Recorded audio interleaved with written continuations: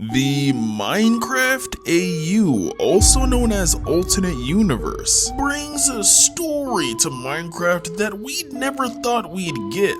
Here we're covering the darkest corners of Minecraft and seeing how all of its biggest mysteries may have came to exist, no matter if it's a creature or biome.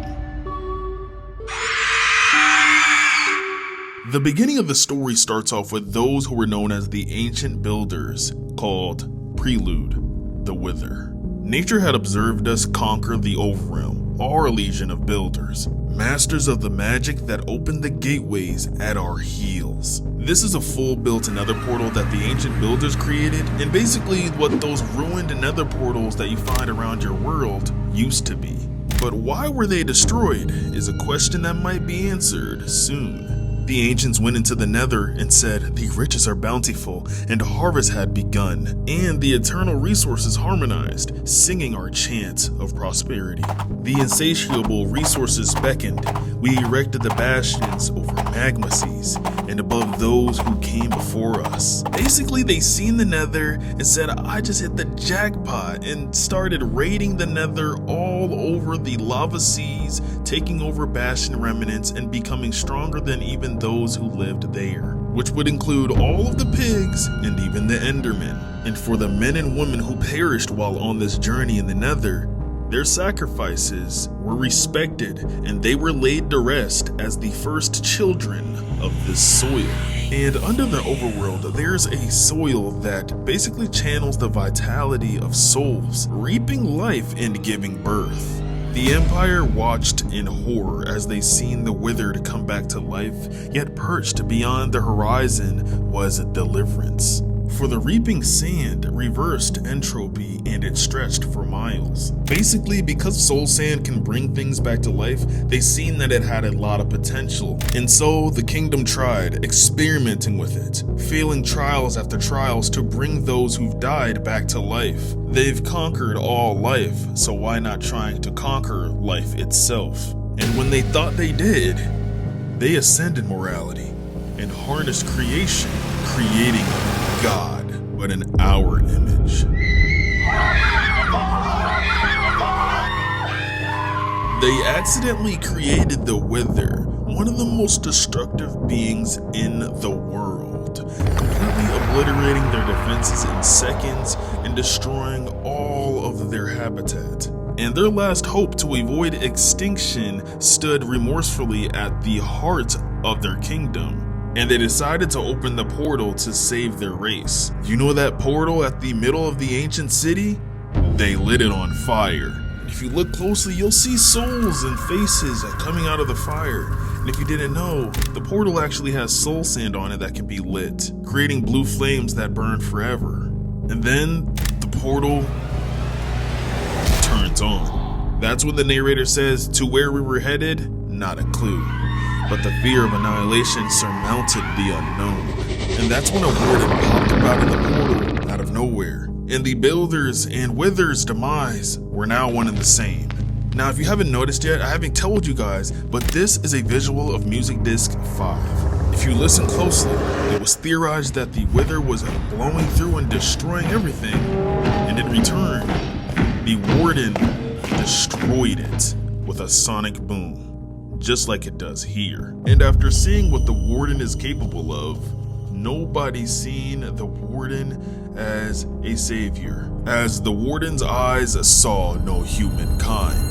Basically, you know how we view animals and a lot of things in Minecraft, how we can just walk right over them? That's how the warden acts against the builders. So a lot of them died, and a small majority of them fled deeper into the earth, creating these strongholds to avoid the damnation of their magic that drove them below here in the first place. Essentially, this is where they head to hide from all of their consequences from all of the death, destruction, and problems they've brought to the world. So in a final attempt for humanity to save their behind, they found and used the eyes that still had a mind of their own to find and open the gate to another dimension. What's interesting about this is that the Ender Eyes, after killing an Enderman, it's almost like they want you to unlock the past. The Endermen are known as like super evil creatures in Minecraft lore who just want to put an end to everything, which is mostly why their dimension is as empty as it is. And even when they entered there, they said, "We entered into nowhere for the last time." And there was the demigod who awaited our arrival. Us vagrants who have wandered foolishly into her order, her tyranny. Our hands proved futile instantly, and we succumbed to the unreason. There was no physical dimension where humankind prevailed. We have disgraced the tyrant of all gods, and we were being punished, weeping eternity until the end of time. Humanity surrendered, and the eons began to unfold. So as you can see, they entered this portal and they seen that this creature is unbeatable. It was destroying everything they had. And at that point they realized humanity or humankind isn't strong enough to compete in any reality. And so they accepted their fate. The end. After surrendering, the dragon didn't kill them. It essentially just stripped them of all of their humanity. There was no sun, nothing but the eternal black sky, and they traveled from island to island trying to find something until they found some cities.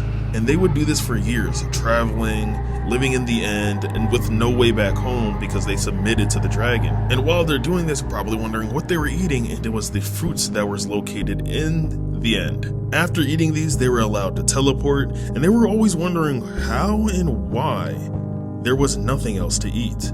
But they devoured it anyways for eons. And as centuries passed, just like many other creatures, they went through an evolution, which is something you can't fight.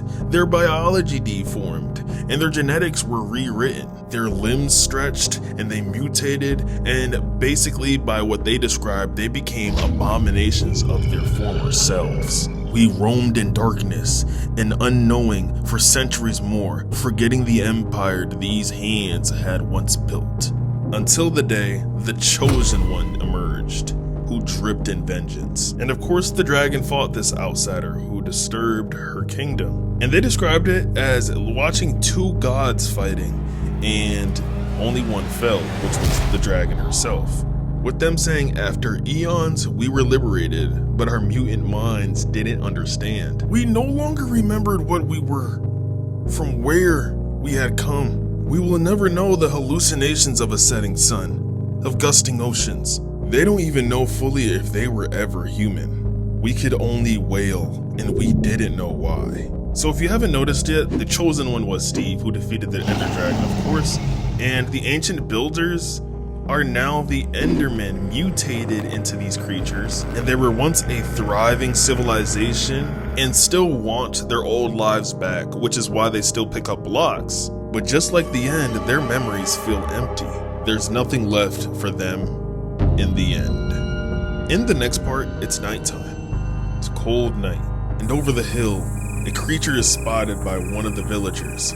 This creature to us is an Enderman, but they don't know that. And the villager seeing this was describing the scene saying, "It was standing beneath the moonlight, probing the grass with its fingertips, aimlessly. I have seen them before, and not until we had eye contact, I would understand." It cried in a profound excruciation as though reminded of something forgotten. It was then to slaughter whoever gazed into its eyes for means beyond understanding.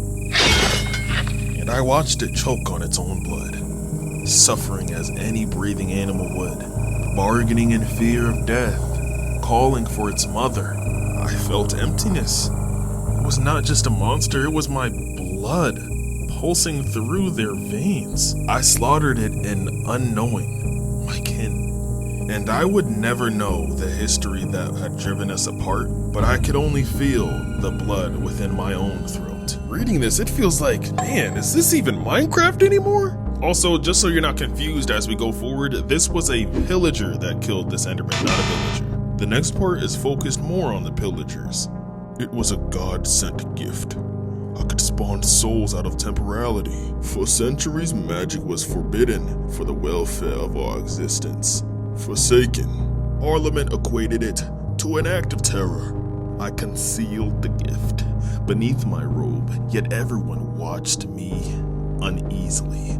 For I was inward, quiet, and the villagers suspected queers to be witches, too afraid to live natural lives, gazing upon me as if I were an animal. It wasn't fair. The villagers hated and judged me because of how I was born. Magic was everything to me. It was the only thing keeping me sane.